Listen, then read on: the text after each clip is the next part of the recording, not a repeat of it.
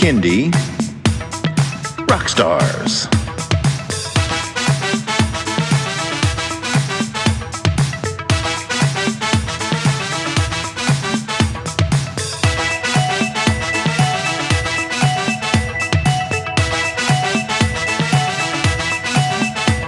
Prepare for a treat, let's meet and greet some bands and singers that are super sweet, making music that's fun for boys and girls.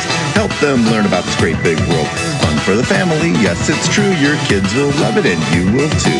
Clap and dance and sing aloud, become a part of the Kindy crowd. These songs will make you move your feet and give your ears a great big treat. So settle in, grab your guitars, and let's get to know our Kindy Rockstars.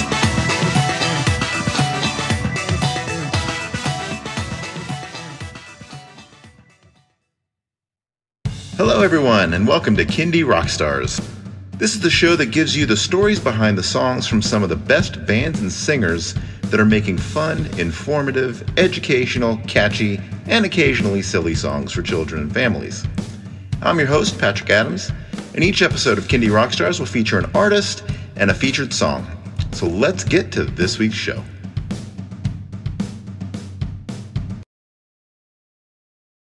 We are here today with Amy Hersh. Welcome to the show, Amy. Thank you so much, Patrick. So tell us a little bit about yourself, your background, and how you got into Kindy music. Oh, very strange and long journey, but the shorter version is I always wanted to be a writer. I started off as a journalist. I have a master's in journalism. Simultaneously, I've been playing the guitar since I was a little kid. And I was doing my journalism thing and doing lots of really fun stuff. I got to interview, I was doing mostly show business people and theater people. And I got to interview people like Ben Kingsley and Richard Branson, who is a trip, and lots of Broadway stuff. And then it kind of lost meaning for me after a couple of years. So I got into writing for nonprofits. So I got into fundraising and grant writing and public relations for nonprofits. And I've had some fabulous jobs. I decided to retire young because I was tired of getting up at 5:30. And I worked at a faith-based organization that was working on social justice. And then I landed at the Wildlife Conservation Society, which is an international organization. And my office was in the Bronx Zoo. So I was constantly surrounded by animals and environmental messages and fun. And I came to a really rough period in my life where I said, I need a project that's going to be very positive. So I said, what have I always wanted to do? Well, I wanted to make a record. Do I have any songs? No, but that shouldn't stop me. So I decided to write a couple of songs. And I said, okay, this is going to be the project that's going to keep me positive. I'm going to go into a recording studio. Everybody's dream is to go into Abbey Road, But I knew I wasn't going into Abbey Road, but I just needed something to really lift my spirits. So I started writing these songs. I had no idea they were children's songs until my friends told me. I just thought they were funny songs. I said, well, I guess that makes sense. I wasn't consciously thinking this is for a children's audience at all. So I wrote a whole bunch of songs. I went into a recording studio, and heaven forfend, it was analog. That's how far back we're going, like 12 years. So I'm just now starting to re-record them in a real professional digital studio. And that's how I got into it. And then I started, when I retired, I said, I just got to get out there and play the guitar. So I called up a local library and said, I want to do programming for kids. And I want to do a program that's called Rock and Roll for Little Ones, because I was looking around, I didn't see any rock and roll programs for young children. This is birth to age 5. Because I think they need to learn the Beatles and Chuck Berry and the Ronettes. Who else do I play? And I also do folk songs, traditional American folk songs. But I even throw in the Talking Heads every now and then, like the only appropriate song I can find, which is I start by saying, is anybody here learning to walk and talk? And that's everybody. And then I say, baby, you can walk, you can talk just like me with a little practice. So that works. Sometimes I play Sheena is a Punk Rocker by the Ramones, but mostly I just do classic rock. So I was singing, started getting all these gigs at local libraries. I've been doing 3 a week, even with COVID outside, I've been doing them. That got me over my stage fright, because I have really bad stage fright. They don't call it stage fright now. It's performance anxiety. It's very highfalutin, but it's stage fright. And so I really got to appreciate the kids and what they wanted and what they were thinking about more and how they wanted songs presented. So that's what I've been doing. Well, bless you for introducing them to great music from the 60s and 70s, because my kids learned about some of these bands from video games like Garage Band and stuff like that. It's like, well, at least they're hearing them from somewhere. And my kid came up to me one day and said, "Hey, Dad, have you ever heard of this band called Van Halen?" I'm like, "Oh my God, of course! I'm glad you're hearing them." Right. Well, I say to the kids sometimes, I don't know what they require when you register for pre-K or kindergarten, but you have to know who Chuck Berry is. Yeah. If you like music, you've got to go back to the people that really created it and made it popular and so forth. So. Oh, right. And it's so joyful, and to sing songs like I sing "Be My Little Baby," it's really singing it for the parents. Yeah, it's a great song. Grandparents. Yeah. And I say, here's a hugging song. And they love it. The kids love it. Some of the parents are never heard these songs before. Like some of them had never heard Yellow Submarine. I couldn't believe it. Right. So yeah. So when you worked at the zoo and then, had your initial inspiration, so were most of your songs that you wrote obviously animal focused or? Animal and environmentally focused, yes. And they're on that first album I made, that analog. You have to crank your speakers first. But yeah, because I was literally, my office building was next to the sea lion pool. And at lunchtime, I would go to visit the tigers or visit the giraffes or go see the gorillas or the flamingos. The Bronx Zoo is an incredible facility run by amazing, dedicated people. So inspirational, just the most inspirational bunch of people that you'd ever want to meet, and their level of dedication is extraordinary. So I was surrounded by this, inside and outside during lunch for 8 years. So that and the environment and just silly songs, just silly, goofy stuff. My purpose was to make myself laugh, first of all. And then if I could make my family and my friends laugh, that was nice. And then they said, "Oh, these are children's songs." I said, "Okay." So I call them children's songs. They're more sort of novelty, but yeah. So one of my songs, so for example, some of my songs, another song I wrote in addition to the one you're going to play is King Kong's Happy Ending, because that came to me when we got a call one day at our office saying a gorilla just had a baby. You have to come see it. So it was only 2 days old at that point. And of course, we couldn't be in the same space with the gorillas. You're separated from them by glass.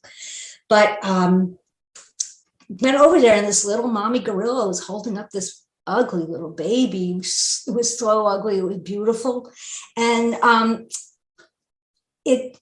about the same time another King Kong movie was coming out, I was just thought, I hate sad endings. I just don't watch anything anymore with a sad ending. I don't want to see it. I don't want to think about it. So I wrote King Kong's Happy Ending. So it's a whole alternative universe for him where everything turns out fine. I don't know. Let's see, what else did I write? King Kong's Happy. I wrote a song about bug bites. I wrote a song about hating to get bug bites because I got lots of them. I wrote a song called Someone Else's Bubble Gum is Sticking to My Shoes, which is an environmental song about not littering. but I'm not hitting you over the head with the lesson. It's more a funny story about not being able to walk because you've got bubble gum on your shoes. Based on a true story. I was riding on the train into New York City, and there was bubble gum that got stuck somehow to my pants. From my backpack was on the floor of the train, and I put it on my pants, and there's bubble gum all over me. So that was inspired by a real event. All right. Are you ready to get into a song? Sure. Linger with the Langurs is the song. Amy, tell me about this song and maybe who inspired it? Oh, a couple of different things inspired it. I was working at the Wildlife Conservation Society as a grant writer and fundraiser. I used to edit the grants that were written by some of the scientists from around the world. That was one of my jobs. And I was editing a grant written by a scientist who studies langurs. And it's very intense scientific writing. So I had to read it over many times and edit away. And every sentence was blah, blah, blah, blah, langurs, blah, blah, blah, blah, blah, langurs, blah, blah, blah, blah, langurs, blah, blah, blah, blah, langurs. So I went and sat down at lunch and said, I want to linger with the langurs. And that's how that started. And then I started to incorporate some of the other animals in the zoo, of course, in a fanciful way, not in a scientific way. So, for example, there's a wallaby in this song, and there was a wallaby at the zoo who became an ambassador for the animals, and his name was Nachman. And he used to ride around in a little truck, in a little golf cart with his mom, with human mom. He was rejected at birth by his mom in the children's zoo and hand raised by the head of the zoo and his wife, who's also a zoologist. So Nachman was always there. You always saw him riding around campus in a pouch in a little golf cart. So he was just a joyful character. He was you'd see him peeking up over the golf cart steering wheel with the sweetest little look on his face. Like, you can't make this up. You can't make it up. So that's where that came from. It came from writing grants and for the Wildlife Conservation Society and working inside the Bronx Zoo. Gotcha. Well, this is a very, very cute song. So let's play it. Thanks. Linger with the Langurs by Amy Hersh.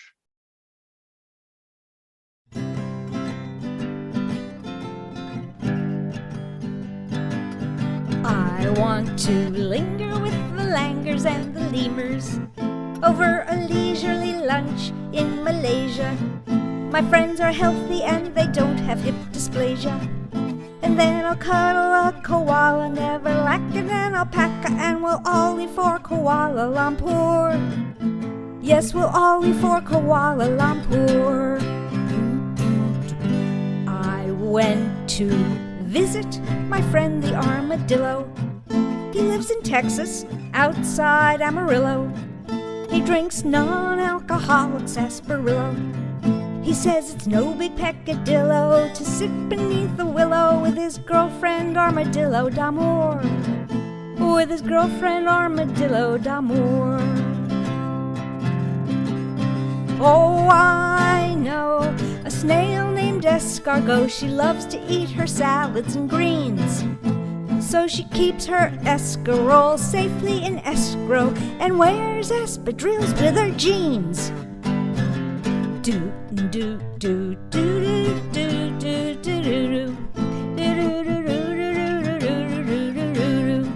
la da da da da da da da da da la la la la la la la la la la la la la la la la la la do do do do.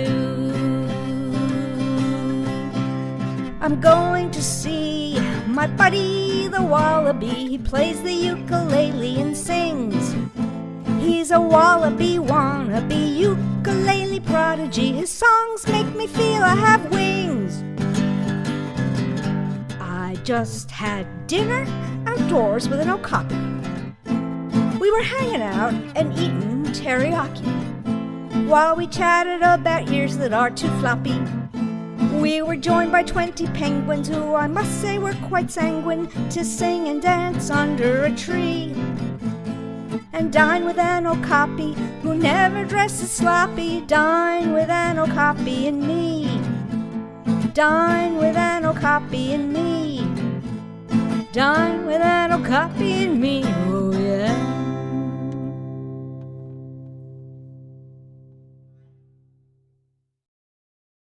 That was Linger with the Langurs by Amy Hersh.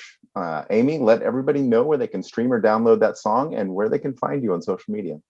Oh, sure. Thank you. Well, on Facebook, and you can just look under one word, Amy Hersh Kids Tunes. I'll spell that AMYHERSHKIDSTUNES. Or you can look at my website of the same name, and it will send you to videos of me on YouTube and my album and my newest recordings. Very good. Well, Amy, thank you so much for doing the show. Oh, thank you so much for inviting me and for doing this for the Kindy music community. It's so nice to have people know about this and that there's some place where kids can get entertainment that isn't about violence and loudness. And this is just lovely. It is absolutely my pleasure. Thank you so much. Thanks.